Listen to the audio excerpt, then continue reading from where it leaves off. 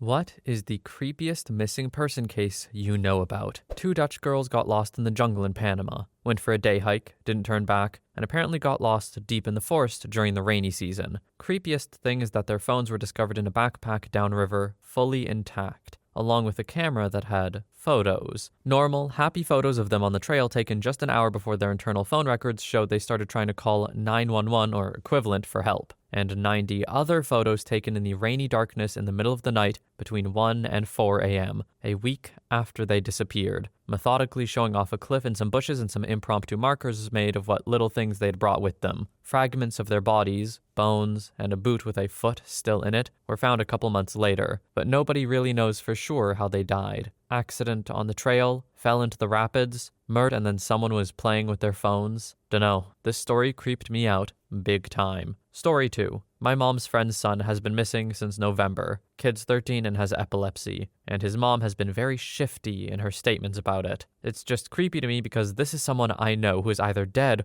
or hidden. There's no way the kid's been out in the wilderness living this entire time. This isn't Hatchet. Edit. I commented it later down in the thread, but I'll add it here too. Don't witch hunt the kid's mom. Everyone in my city has been doing it since November, and in the scenario that she's innocent, she's probably haunted by this. Her own son is gone and she's the prime suspect, and considering she is so obviously the prime suspect, don't you think the police would have found something if she had done it? I know everyone would like to believe they're Sherlock Holmes, but please, don't start a vigilante investigation. It won't help. Just put all efforts into finding him, not attacking his mother. OP is very measured in this response, and I respect that a lot. The edit, I mean, in particular, obviously. Vigilante justice, does not actually go that well that often. Too many times the wrong people get pinned for it because the mob believes they're the ones who did it. A literal witch hunt. It's not a good idea to take these matters into your own hands, because I have a feeling the people looking into it know a lot more about the case than anyone looking outside in would. Story 3. The Brandon Lawson case. Around 2 a.m. he was in a field in Texas and called 911.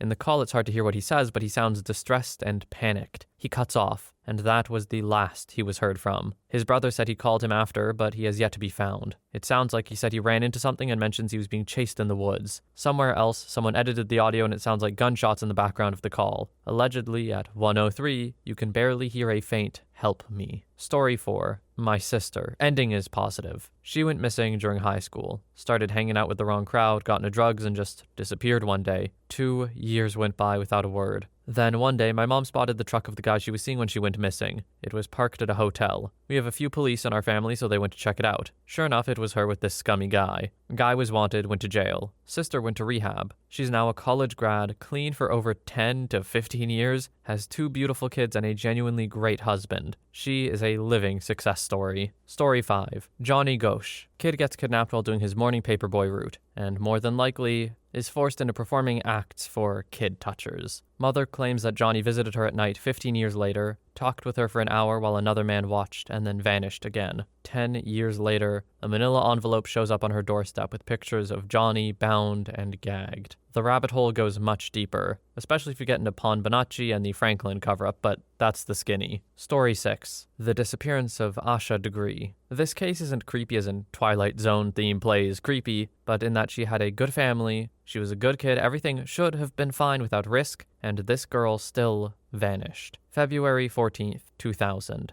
Asha Degree is 9 years old. It is not only Valentine's Day, but her parents' wedding anniversary, and Asha is missing. Adults in her life sheltered her, potentially to a fault. There was no computer or internet in the home, no cell phone. Asha's friends were from church or school. No one she interacted with was an unknown. A stranger would have had no access to her. She was either at church with family, school, or relatives' home, or her own home with her parents and brother. I say this to illustrate that even in the early days of chat rooms and messaging, Asha would not have been using these things to meet someone online. Anyone unfamiliar in her life should have been spotted quickly. But what we know is that the night of February 13th to 14th, Asha crept out of bed, dressed, and brought a packed backpack with her as she went into the night. But for what? Asha was afraid of storms and dogs. Yet that night was pouring cold rain, and she was alone with no one to cling to, as she usually would when walking past yards with dogs. She was an obedient child who did not break rules. At 2:30 a.m., her father is awake and checks on his children. They're both in bed, safe. 3:15 a.m., drivers on Highway 18 think they see a little girl walking in the rain over a mile from the Degree home. When one driver circles around to check if the child needs help, the child runs off the road into the woods. If this was Asha, it is the last time she is seen alive. Has she managed to walk over a mile in such a short time in pouring rain all night by herself? Or was there a car waiting for her outside her house? Did she willingly climb in? Was she let out, or did she escape? Candy wrappers, markers, and a hair bow are discovered in a shed back in the woods the child ran into. They belonged to Asha. A year later, during construction, her backpack is discovered buried in the ground wrapped in several plastic bags. There have been no more clues as to what happened to this little girl. A popular theory is somehow she was lured out. Someone told her maybe it's a surprise party for her parents' anniversary. We know she packed family photos and a change of clothes, one outfit being somewhat dressy. Asha is a good kid who doesn't tell lies. She had to be convinced this was a good secret to keep. One that her parents will be happy she kept, and she won't be scolded for sneaking out and breaking rules. This person would have had to know her family and not stick out as a stranger when talking to her. But why is she walking along the road? Did she escape this person only to be recaptured? Another theory centers around the book she read in school, The Whipping Boy. In the book, the characters run away and have an adventure. But remember, Asha is scared of the dark, storms, and dogs. Why would she have a fun adventure on such a night? Why would she break so many rules along the way? It's out of character for her. This case, it just shouldn't have happened. The facts are simply bizarre, and what we know just doesn't seem to fit. The police ruled out her parents, but could they know more? With no access to internet, who could have manipulated a shy, obedient girl to fight against all her deep fears and vanish? Story 7. My daughter stopped in the same spot every day while walking home from school. Then my wife or I would pick her up.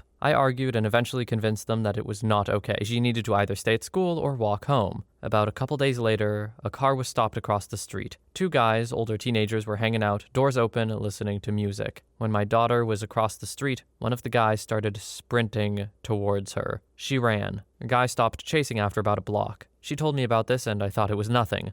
Just teenagers screwing with a little kid. Then she told me that when one guy started chasing her, the other guy turned up the music loud, blasting it. That made my blood run cold. It was no longer a couple of guys screwing around, it was someone who noticed her pattern and had a plan. Sorry for the obligatory, this story isn't exactly what was asked for, but it haunts me. Story 8. Maybe not a missing person case, but one of the most disturbing things I've ever heard. Missing pregnant woman in my town. Can't find her anywhere. She put up an ad on Craigslist for other pregnant women to hang out with and to get advice from. Only one person responded and they became really great friends. They were friends for a couple of months, and one day she just goes missing for about a week. Suddenly someone sees a woman laying on the side of the road, guts pulled out and laid in a neat pile. So fresh there's still steam. Dental records prove it is the pregnant woman, but there's no baby to be seen anywhere. Turns out the friend had cut out her baby and brought it to the hospital, claiming to have had the baby in her car. What tipped them off was that instead of a placenta like the woman thought, the woman had brought the pregnant lady's ovaries instead.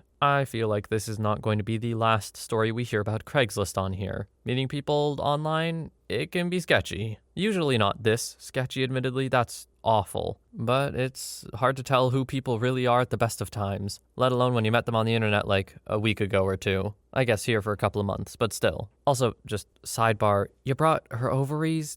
Come on. If you're gonna commit this weird, freaky, heinous crime, you gotta do better than that. I'm disturbed and disappointed now. Disappointed in the person's lack of knowledge, to be clear. Not disappointed that they didn't do it. Anyway, moving on before I get myself in trouble. Story 9. The Schulz family from Drage in Lower Saxony. Husband Marco, 41 at the time, his wife Sylvia, 43 at the time, and their daughter Miriam, 12 at the time, went missing from their home in Drage on the 22nd of July 2015. Nowhere to be found. Marco's body was found a week later in the Elbe, a river. He had a concrete block attached to his legs with a rope. Sylvia and Miriam, though, remain unfound to this day. Their house was just emptied of their personal belongings and everything. It will be sold, and the money will be put into a secure bank account until they find out who will inherit it. Sylvia can't be pronounced dead yet, earliest in 8 years from now on, 10 years after her disappearance. Miriam, on the other hand, can't be pronounced dead until she's 25. That's the law here in Germany. Many people believe that the dad murdered his wife, daughter, and then himself. Others believe the mother and daughter are alive. Who knows, though? We may never. Story 10.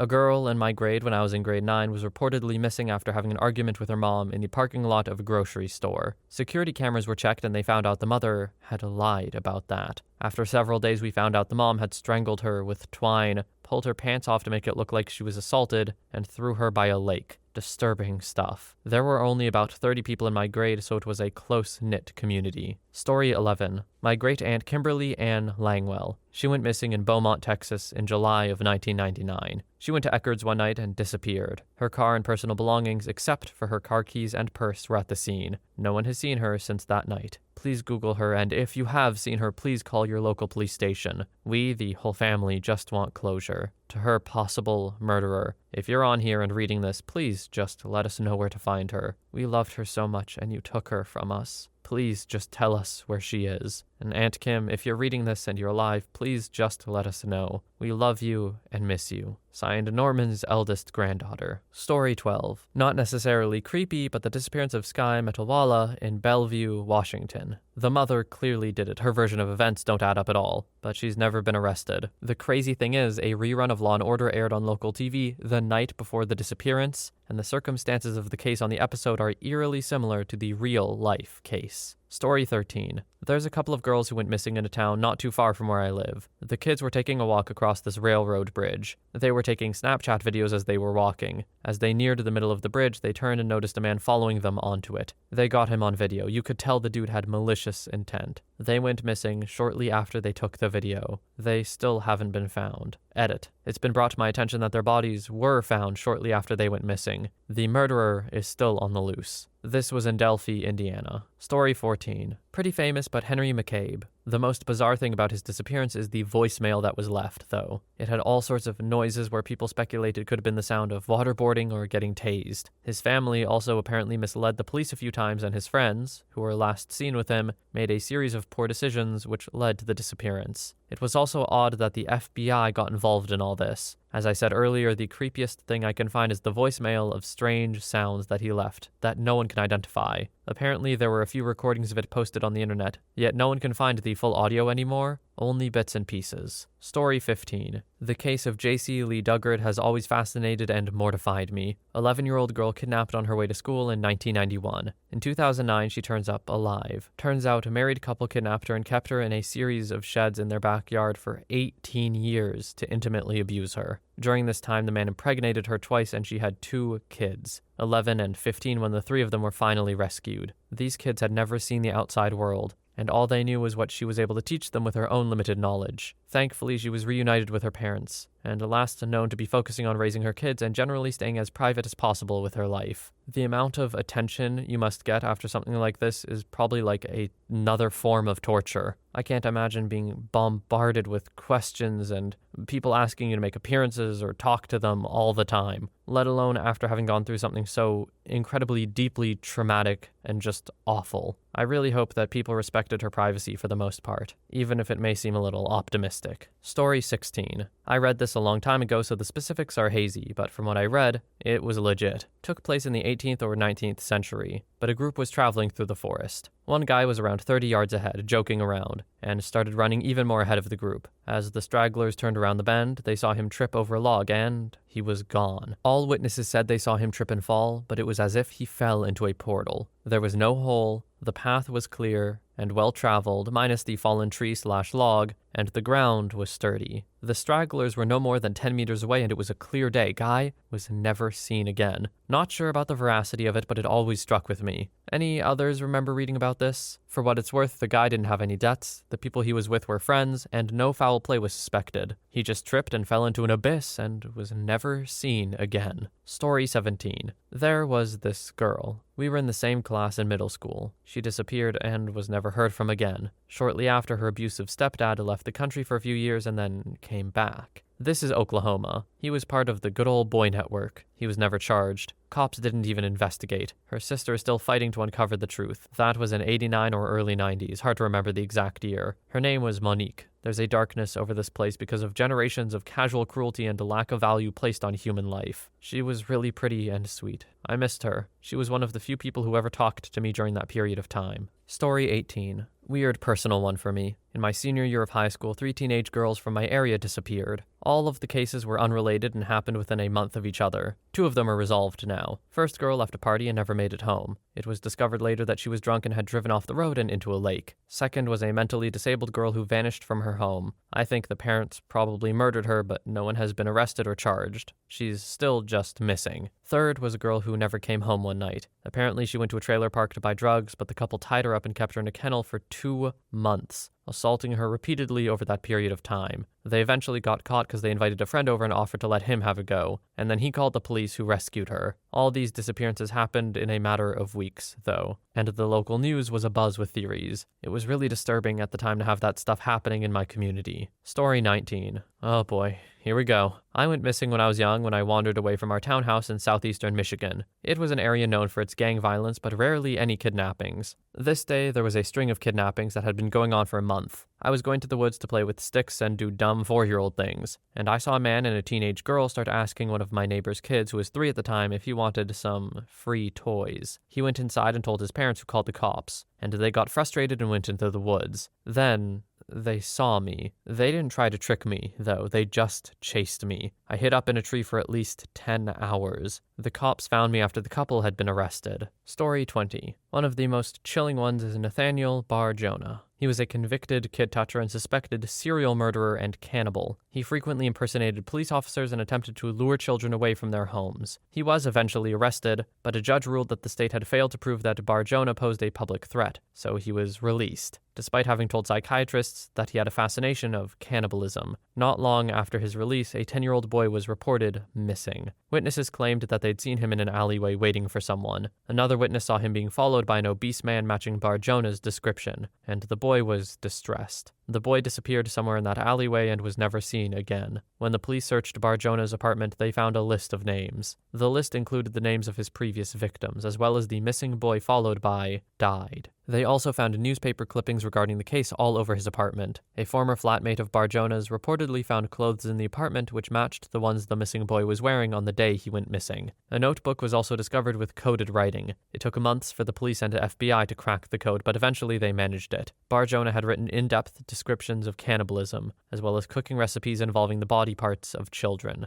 The recipe titles included Little Boy Pot Pie and Roasted Child. Despite weighing over 300 pounds and known to have a large appetite, police found that he had not made any significant food purchases for almost a month after the boy's disappearance. During this time, he frequently held barbecues for his neighbors, who mentioned frequently that the meat he was serving tasted strange. Police later found a meat grinder in his apartment which contained human DNA. The police were never able to connect Bar-Jonah to the missing boy, and they never found the identity of the DNA from the meat grinder. Edit. Due to the amount of people who've expressed interest, I'm including some extra details and clarifications. The authorities in Montana, where the kidnapping occurred, weren't aware of his previous convictions, which took place in Massachusetts. He had divulged some of his crimes to his probation officer, so the probation officer made a request to have his records sent through, but the records were never actually sent. Cannibalism. He'd shown cannibalistic tendencies from the age of 6. Teachers would frequently call his mother to notify her that Bar-Jonah was upsetting staff and students by eating his scabs and sucking his own blood. Whilst in prison, guards also observed this, as well as reporting that he appeared to be achieving pleasure from it. Lack of grocery purchases. He had purchased small items of food, ingredients for baking, for instance, but no meat or substantial food. Early kidnappings/assaults. It's probably worth mentioning that Bar-Jonah began this attempted spree when he was 7 years old. He lured a 5-year-old girl into his basement, attempted to strangle her, but was stopped by the girl's mother when she heard the screams. When he was 13, he tried the same thing with a 6-year-old boy, intimately assaulting him. He tried it once again a few years later with 2 boys, intending to murder them, but the boys wouldn't follow him. His next documented assault and attempted murder occurred when he was 18, and was believed to be the first time he impersonated a law official in order to assault a child. The child was found in the car with Bar-Jonah covered in blood and his own excrement, nearly dead. He impersonated law officials several times in his life, and was eventually, at age 20, arrested and charged with attempted murder, receiving the maximum sentence. Arrest and imprisonment.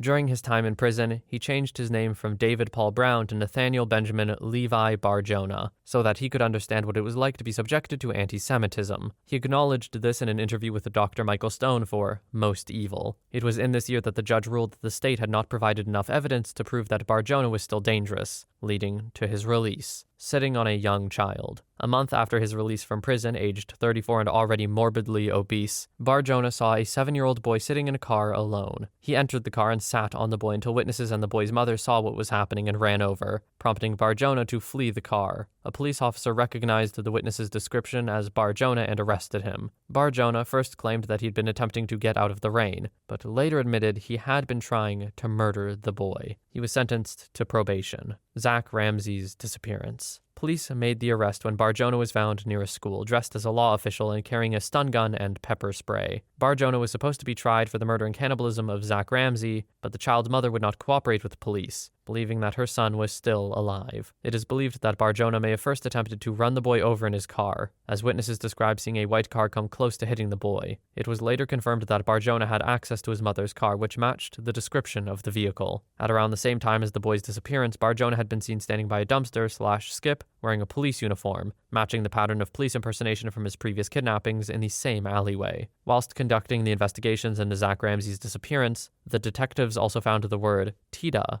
in Bar-Jonah's garage. This is assumed to have been a misspelling of Teta, the surname of another boy who had been kidnapped 13 years prior. Bar-Jonah would have been 16. The boy had later been found dead, having been strangled and assaulted. Huge lists of names were found written down. It is suggested that this may have been a list of his victims. After all of this, Bar-Jonah was eventually arrested for impersonation of a law official. However, after detectives found pictures of children and a bone belonging to a boy, he was charged with kidnapping and assault. He was also charged with torture. Many of his crimes occurred after the statute of limitations had expired. It's hard to say that the law did not fail the people here. The fact that a person like this can be, still dangerous after being caught, what sounds like multiple times, it's not the most comforting thing to hear. And this man seems very, very deeply troubled. As it said in the post, it started very young, so who's to say where it even came from? It's cases like this that are really tough for me because it's like, what can you do? Is there a way to reform this kind of behavior, or are they truly a lost cause? I would like to believe that no one can be a lost cause, but it's not looking good. Story 22. We had half a dozen kids, mostly teens, disappearing a couple years ago in Portugal. Turns out they were all murdered, and the murderer had been texting their families from the victims' phones telling them they were okay and moving away. They were obviously dead by then. If I recall correctly, some of the bodies were fed to pigs or something like that, one of which was apparently pregnant with twins. In the end, he was sentenced to 500 plus counts of assault of minors, kidnap, murder, etc., etc., etc. But that's not what creeps me out. What creeps me out was the whole character that he was. He lived in a slummy castle he built for himself. He called himself Rhaegob or King Gob, and he thought he was a wizard with mystical powers. He has multiple YouTube videos where he's with kids/teens predicting future apocalypses. Turns out he told the kids he had mystical energies, and the only way to save them was to transfer the energy through intercourse. If you see his house/videos, you really get an over-the-top vibe like a 70s slasher horror movie, like The Hills Have Eyes or Resident Evil 7 or something. Story 23. Davina Chapman is from my hometown where she went missing. She was last seen at a bar one night and her fiancé reported that she never came back home. They searched for days before the fiancé asked the police to search a certain area where her body was found. What happened? Her and her fiancé got into a fight at the bar, and he was taking her home when she started yelling and freaking out in the truck from their fighting, and he pulled over on the bridge they were on. They both got out and he smacked her around until tossing her off the bridge into the muddy swamp below. She was alive for a while, because the police found a short trail where she tried to crawl. Apparently, he hit her so hard in her face that an eye was bulging out almost completely. It's really sad to think that Davina laid there for a long time,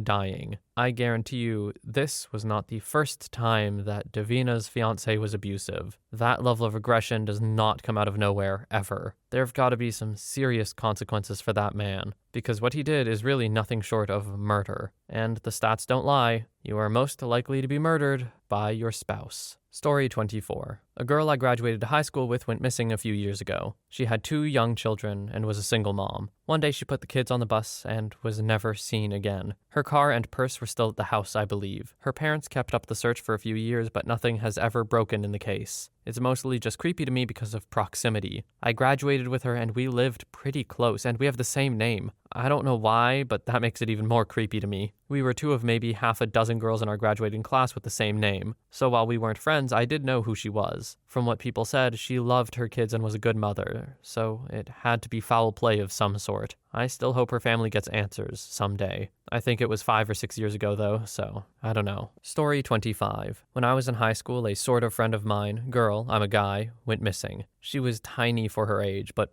really cute. I had a bit of a crush on her, even though she was a year older than me. And one day, she just disappeared, vanished without a trace. Cops thought she ran away / fell in love / fought with dad, yada yada. She wasn't the type. She was serious, dedicated. We all volunteered to walk along the canals, etc. to see if we could try to find her. Months went by. Everyone went back to their lives, but her dad, a kind, gentle man, never recovered. Nothing ever turned up. No trace, no body, no nothing. I wonder a lot about what happened to her. This was 30 years ago. Story 26. I have a vacation home out in the Central Cascades in Washington State. There's a popular trail I usually go to and ride my dirt bikes on. Years ago, an old woman was walking this trail to pick mushrooms. She had been doing this for over 20 years and knew the trail very well. She was in her 80s and needed the use of a cane to move about. She wasn't very mobile. She simply just vanished. Her car was found at the trailhead, but not a single trace has ever been found. It strikes me as odd, because she didn't have the physical capability to venture off the trail, and this trail didn't parallel to any cliffs or rivers or anything dangerous. I can't understand what scenario could have played out.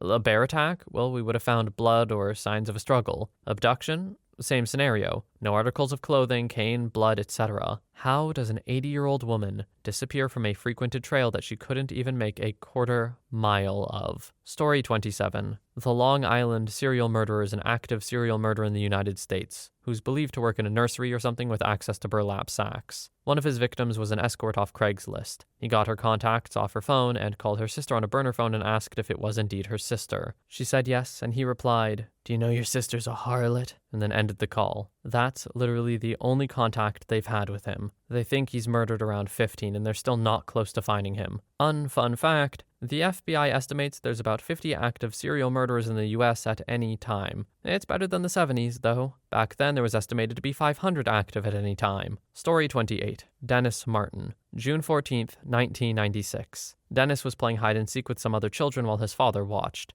Dennis went behind a tree, which his father never took his eyes off of. When the other kids came out, his father went over to find him, and he was simply gone. Things get bizarre with this one. A nearly 1,500-strong search is dispatched. A family named Key's testimony of possibly seeing Dennis is thrown away for seemingly no reason. The FBI withholds information about the unfolding case from the parents. The Green Berets arrive to search, but no one called them. They're not in the official report of the case. The FBI agent working the case and others like it eventually ends his own life. The Key family's testimony is that they heard a blood-curdling scream. At first they thought they saw a bear on a ridge across from them, but the father says as they watch, it is clear it's more like a man who is intentionally hiding from them. This large, hairy man has an object slung over his shoulder and carries it away. They heard Dennis was missing after they left the park and returned to tell the story. The FBI agent doesn't want to see where any of this happened. Without even considering the information/location, he says it's not possible for Dennis to have gotten that far on his own. It is well within the distance a child of his age could have traveled. Story 29. There's this one man who is with some buddies who flew overseas for a vacation. He hurt his eardrum in a fight the day before flying back home, so he had to stay back for a while. His friends left the day they were supposed to. Now with this man alone in a foreign country, he called his mother one night to let her know he felt very unsafe, and he thought people were after him. But he made it through the night, and the next day was his flight home. So the day of his flight, everything appears to be normal. He shows up to the airport with all his luggage, everything being monitored by security cameras, and then suddenly, this guy enters a room out of the view of cameras, and a few moments later he's running back out of the room, this time with no luggage, full speed,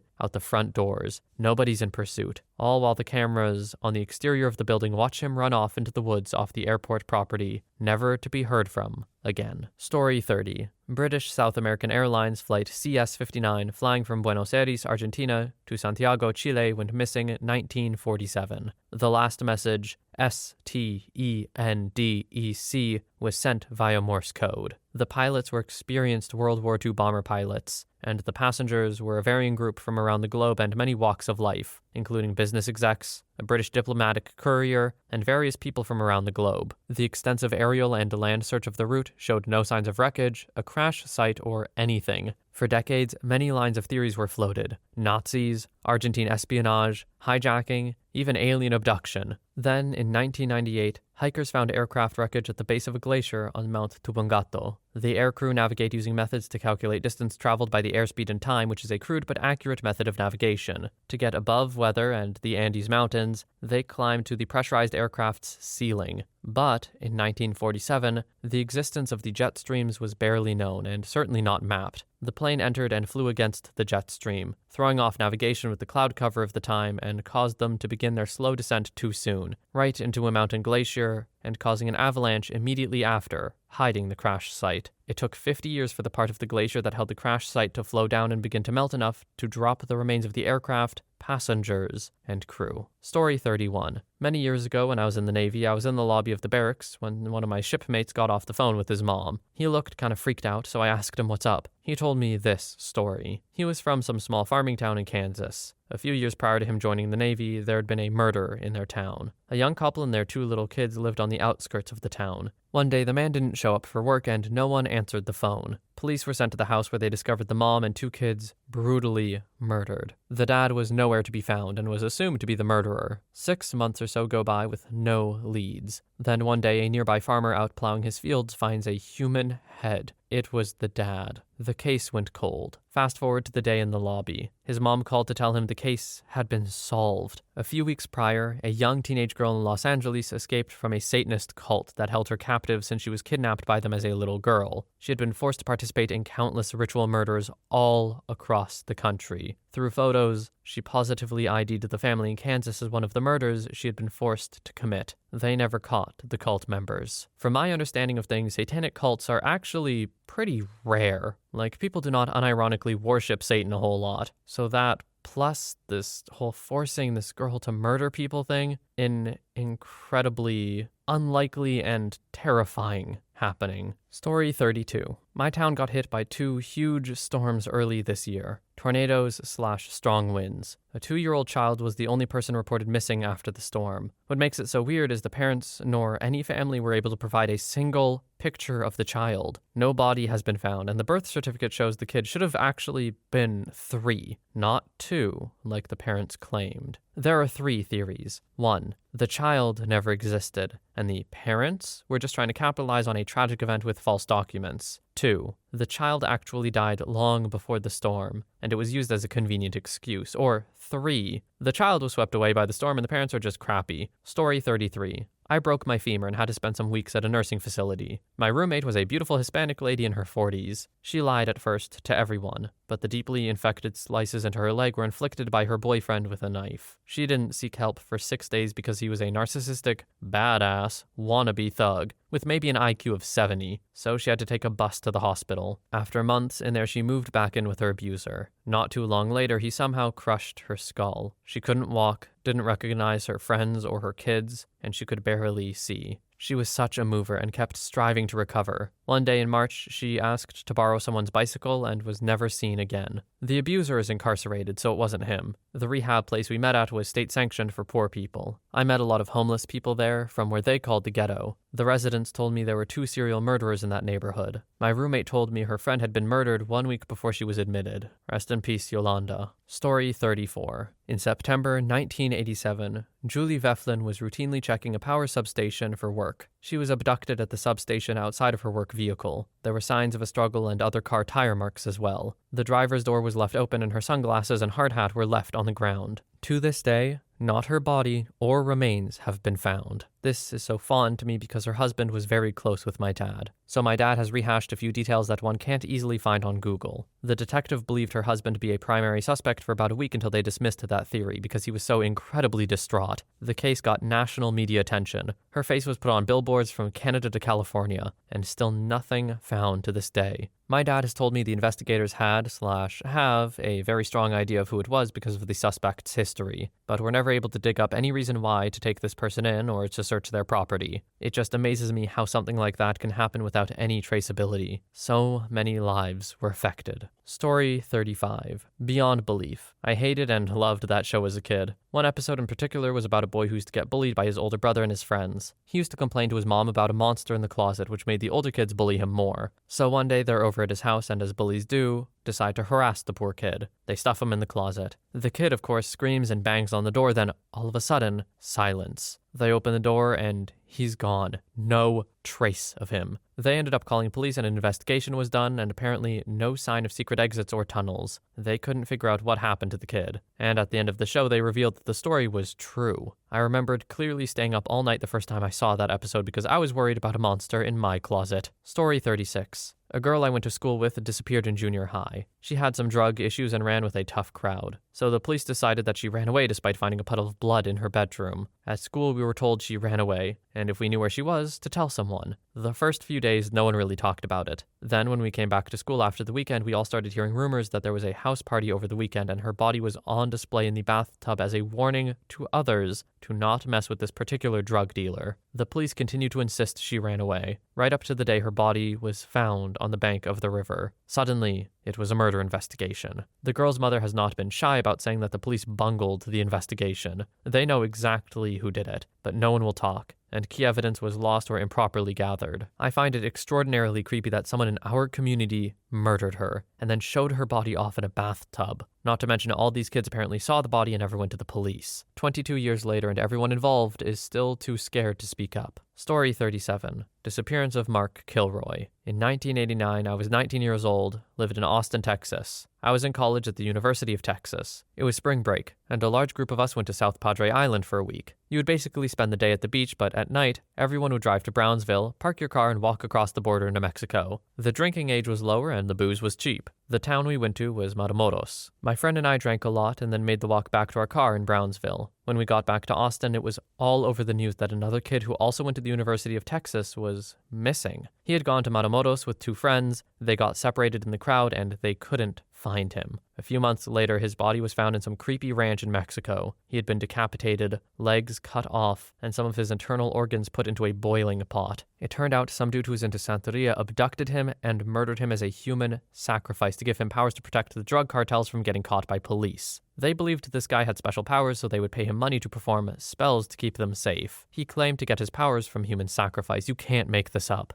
Google Mark Kilroy, Austin, Texas, and you'll probably find the whole story. It haunts me to this day that my friend and I were probably drinking at one of the same bars as him on the night he was abducted. We were two 19-year-old girls drunk walking around Mexico at night. No cell phones back then. We never told our parents we went to Mexico. They thought we stayed at South Padre Island the whole time. Story 38. Creepy and simply unsolved. Had a roommate in college that I met a week prior to moving in through a posting on one of the school boards. We rented one side of a twin house with some stairs, so the help was needed for the bedroom furniture. We had our own bedrooms and we were the odd couple. She had a messy room with clothes, books, etc. everywhere, and I was simple. About a month in, she started complaining about having a tough time sleeping. Something was keeping her up, and she had a few weird bruises and scrapes on her back. We didn't know where they came from. She didn't have a boyfriend or anything. We were both nerds and studied or watched movies, no sports. Then, one night, I came home from the library around 11 p.m. My roommate was home watching a movie. I said goodnight and went to bed. Woke up at 7 a.m. for class. Walked by her room and her door was open. As I walked by, I looked into her room and her entire room was empty. She was gone. No note. I called the cops and they didn't believe me that I had a roommate and left.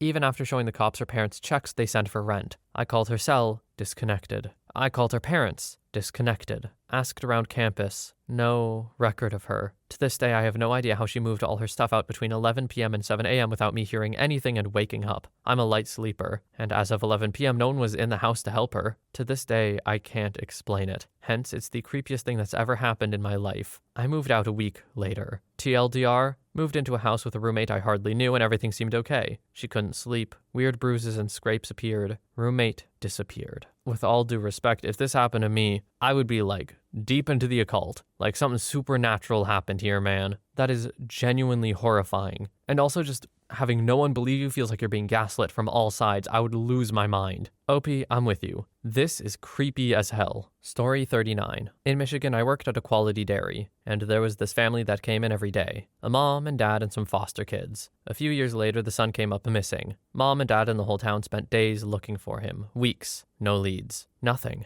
Until it finally came out that the mom and dad knew where he was. In a garbage bag in a ditch on the side of the road. After questioning and all that comes with knowing where your dead child is, it came out that the mom hit him in the head with a hammer, murdering him. Dad helped hide it. Little boy was 7 or 8 years old. Another, my cousin was kidnapped by his mother's boyfriend, not his dad, when he was 3. There were some mental issues with the mom's boyfriend. The town searched and couldn't find him. They pulled the boyfriend into the police station for questioning. Meanwhile, outside, a police officer hears an odd noise coming from a parked car, the boyfriend's car. He breaks into the trunk to find my cousin wrapped up in trash bags, alive, wearing nothing but a soiled diaper. It was winter in Michigan. Lastly, my uncle had a baby with his girlfriend. At 3 months old, they left her with her uncle, the mom's brother, so they could go out. They get home and discover what looks like a break-in. They wake the brother and he doesn't seem to know what's going on. Police get called. For 3 days, they search and question everyone. Finally, the brother caves. He murdered the baby, wrapped her in grocery bags, walked around town, and eventually buried her in the wood chips in the neighbor's backyard. Autopsy shows she was also abused. The most unsettling thing to me about this is that while everyone was searching, my grandma stopped more than once and looked at the pile of wood chips because she felt something. But no one ever checked under it. It didn't look disturbed.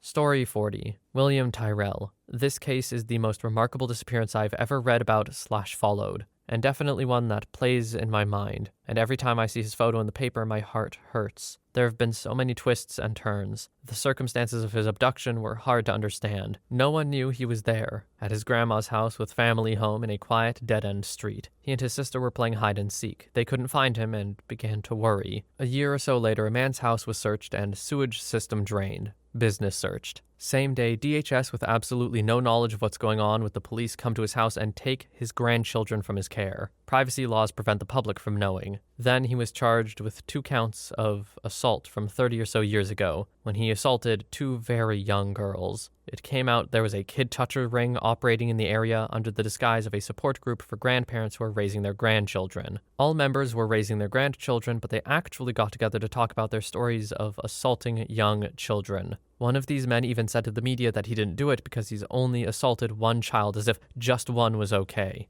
Bill Spedding, the man whose house was searched and charged with historical offenses, was a part of that group, as was another man, Tony something, who's been in and out of jail for child intimate offenses, was on bail when William went missing. Then it came up that the grandmother had called a handyman to fix her washing machine a couple of days before William and his family arrived. He was to come and fix it on Friday. The Nana mentioned she needed it working as her young grandkids were coming. Friday comes, and just before William is snatched, this man calls and says he can't make it to fix the washing machine. This man was none other than Bill Spedding. It was proven that he was with Tony that day. They were former neighbors who knew each other for years. A car similar to the one Tony owned was seen in the street with the front window half down just opposite the house William was at. Search and rescue went for days. William's family have never been allowed to be identified for a reason only the police know. Police have said they're not suspects in any way. There are too many twists and turns to write. It's easier to just Google it. Just writing about it makes me so frickin' angry. He was 3, for Christ's sake, and the horror he must have endured is too much to even imagine. It causes me pain, and I've never met this boy in my life. My heart breaks for his family. The circumstances were 1 in a million, and there were so many things that have just made the story even more extraordinary. It's like a horror movie. If I was granted one question that I could ask about anything and be given the correct answer,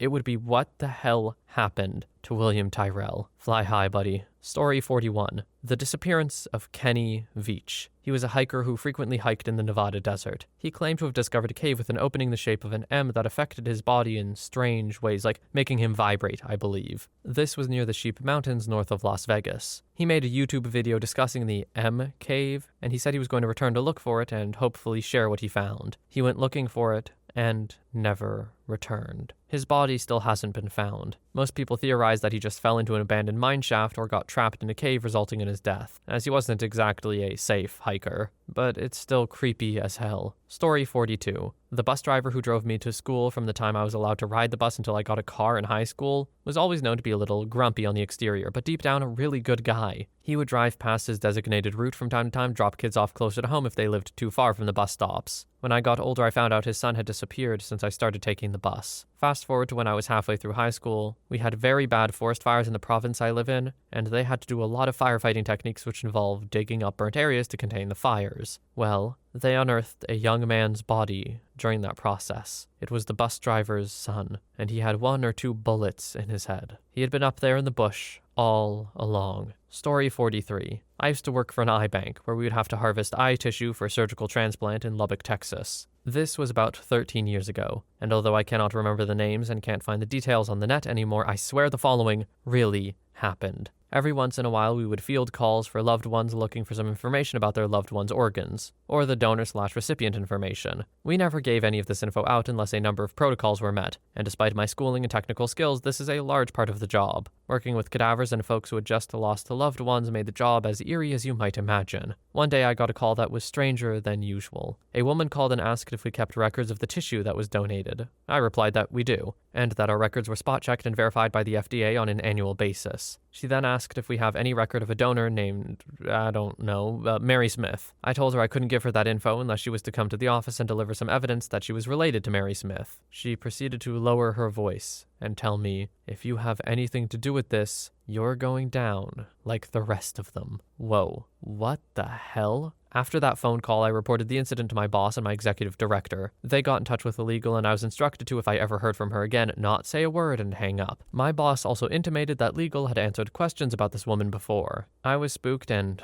intrigued. I googled the woman's name and stepped right into an X-Files story. I don't remember every detail, but the Cliff's notes read as such. The woman's mother had suffered some fate that landed her in the hospital. At a certain point, the doctors pronounced her deceased and she was sent to the funeral home. The funeral home put a body in the mother's casket. The daughter was absolutely adamant that the body in the casket was not her mother, but the body was eventually buried over her objections somehow. I remember that I read she kept petitioning the city to exhume the body to run tests, but she was shot down at every turn, which just confirmed to her that the body was not her mother. I eventually stumbled upon a pretty detailed website that she set up, where she detailed a mountain of evidence, some of it pretty convincing, and laid out her theory that the hospital switched the body, the mother was still alive, and she had been collected by a government entity so they could experiment on her with radiation. The website was so detailed and so convincing I couldn't automatically dismiss her claims. I don't know what happened to that lady or her mother. The fact that I can't find any info makes me think the daughter passed away, but I still think about that phone call sometimes. That woman called up accusing the hospital, the funeral home, the organ donation firm, and us. She also called and harassed the head of the willed body donor program, all because she was sure the body in the casket wasn't her mom. I hope that lady found peace, but I suspect she didn't or hasn't. Story 44. Leanne Warner, 5-year-old girl, went missing on June 14th, 2003 in Chisholm, Minnesota. She was walking home from a friend's house, I believe. Neighbors saw her. She was a block away from home, turned the corner of the street, and was never seen again. I am very close to this story, and I was in Chisholm that day for my older brother's baseball game.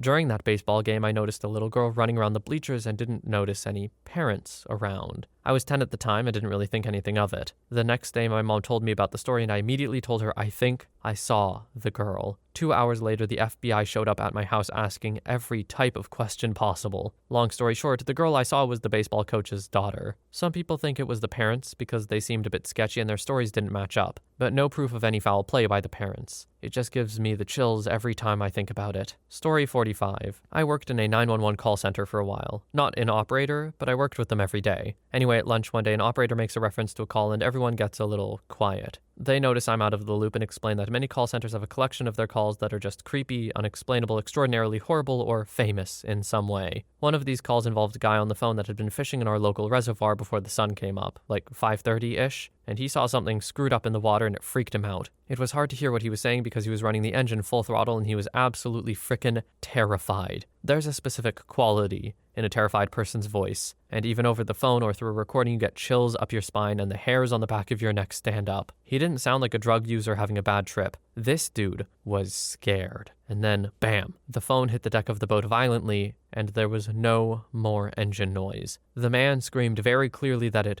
got the motor, and then just kept repeating, "Oh God, it got the motor." Then he started to pray for his family. The phone sounded like it disconnected underwater. At the time I was at the center, the man had been missing for more than 5 years. Many rainless years later, the reservoir had completely dried up and someone found his boat, and the motor was gone. Judging by the damage, the motor had been violently torn from the back of the boat. The best guess is that he had gotten spooked and ran full speed into a log or a submerged hill in the lake. There were buoys on most of the hills, but they're hard to see at night. The resulting damage sunk his boat and he drowned. The problem is the lake is fairly small and has active trails all around it. There is almost no chance his body would have gone unnoticed. Story 46. When I was a kid, my sister's friend was abducted and murdered. I'm a bit fuzzy on the details, but she was missing for weeks. We had police searching our house for this girl day and night because her last known motion was on her way to our house. Turns out a family friend / someone they just sold a car to is the one that murdered her. I remember there were rumors started that she was home safe, and she never was. Rumors that she was found dead in a popular, heavily wooded part of town, which turned out to be false. This was post 9/11, when cell phone interceptions were big amongst police force. Say what you want about it being a violation of the Constitution, the only way they caught the murderer was a cop picking up someone driving on their cell phone,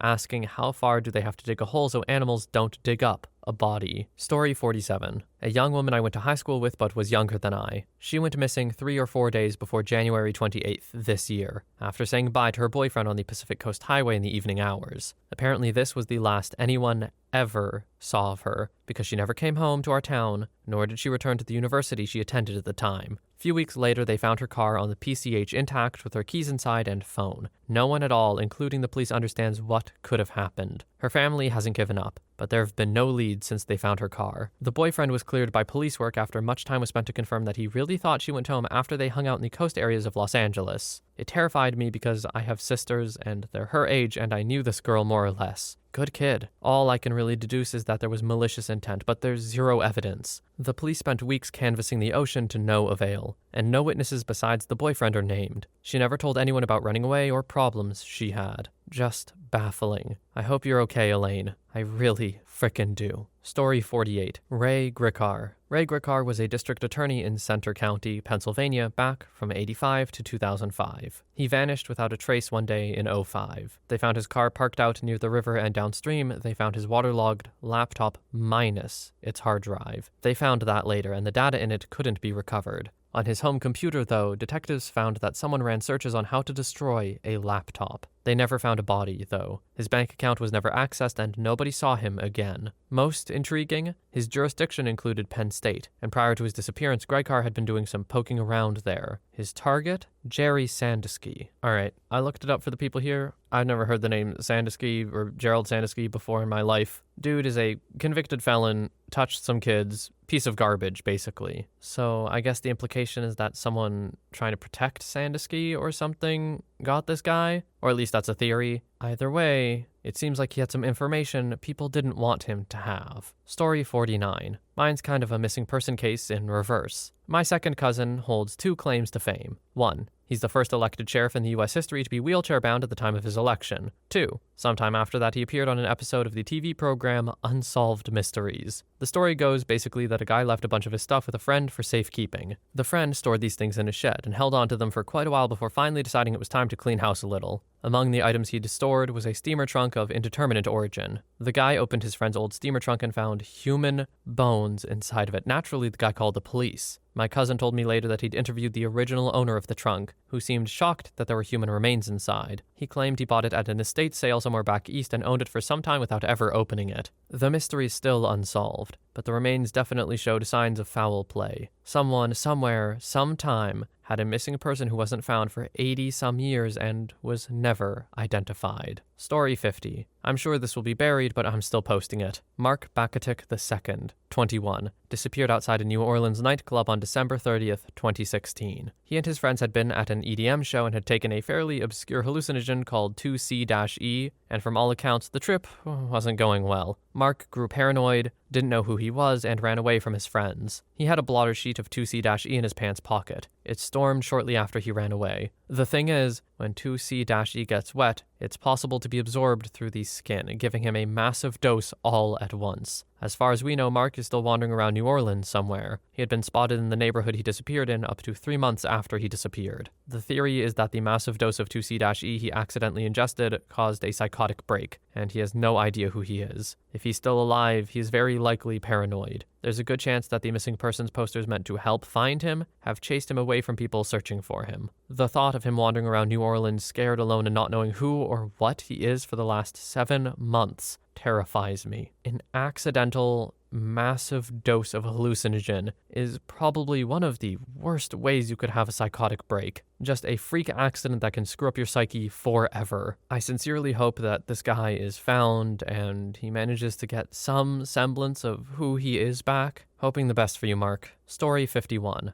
The night of August 13th, 2010, I said bye to my mother. I can't remember if I hugged her or not, but I assumed she knew I was going out partying, so I probably didn't out of guilt. The last time I ever saw my mom was at that moment. She was sitting there sorting mail. My father, who was her ex-husband, was asleep upstairs in the master bedroom. She had been sleeping in the guest bedroom for quite some time now. They were divorced but still in the same house, probably due to my mother's religious convictions. Anyway, supposedly that night she was going to let my dad know that she was selling the house, and he would need to start looking for new arrangements. I got a call from my father on Sunday the 15th.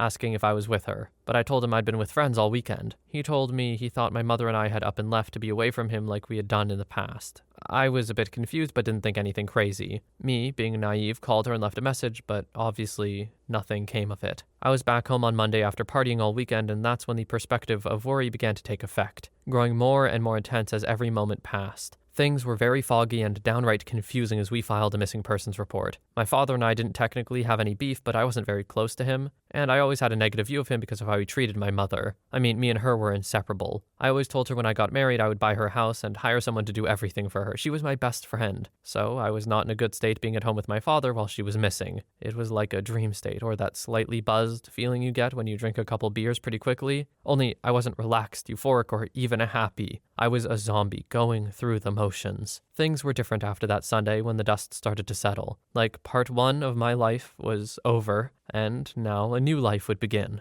This event shattered my life and my mental being. A few days, maybe a week later, her phone was found by a construction worker on the highway about 15 miles from my house. That's it. All of her belongings were in her room. Her car was in the driveway. Nothing of hers was missing, just her. Investigators suspect foul play. My father and I both went with homicide division at different times to do the whole first 48 thing. Polygraph, sitting in a small room with what looked like hidden cameras or something, interviews with different officers at 3 a.m., all of it. I was quickly taken off the suspect list while my father remains the primary person of interest in the case. According to the investigators, he failed the polygraph test miserably. As days passed, the possibility of finding her alive diminished. A few weeks later, the case went cold. Now we're waiting for a body to show up, but what are the odds of that happening after 7 years? The family fell apart. I don't speak to my father or any of my siblings who live in other parts of the country. Now I live in another city alone, monitoring my anxiety and depression through my therapist. I have just a few or maybe a couple friends, but then we could go on about whether or not they're actually friends. In August, she'll be pronounced dead.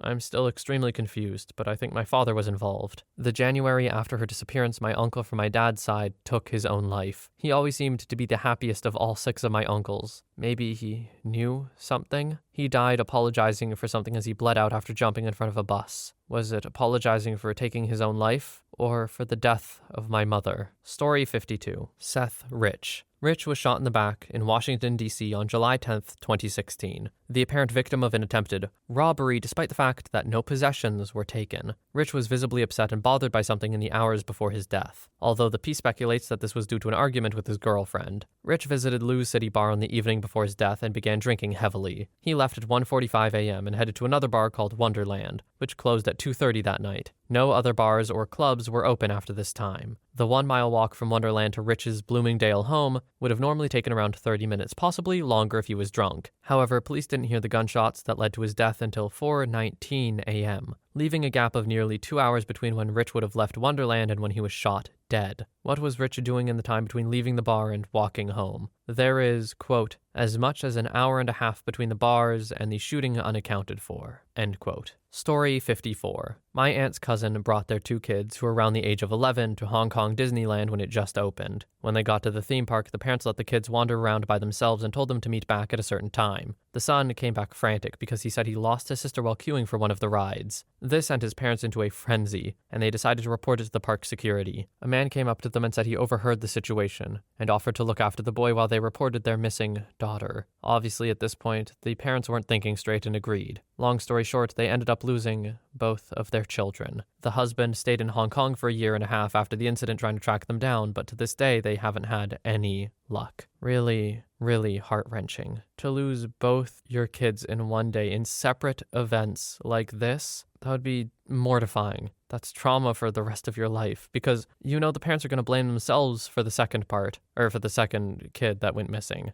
And sure, you could say, oh, they obviously shouldn't have, but they're not thinking straight. They just lost one of their kids. That being said, letting children at 11 wander around a park by themselves, I don't 100% agree, but I am not about to criticize parents who went through something incredibly traumatic. I mean, hey, I'm sure you all will do that for me anyway. For now, though, that is the last story we have for today. I feel like a true crime narrator all of a sudden. Anyway, I hope you enjoyed the video, and I also hope you have a wonderful day or night wherever you are. I will see you in the next one.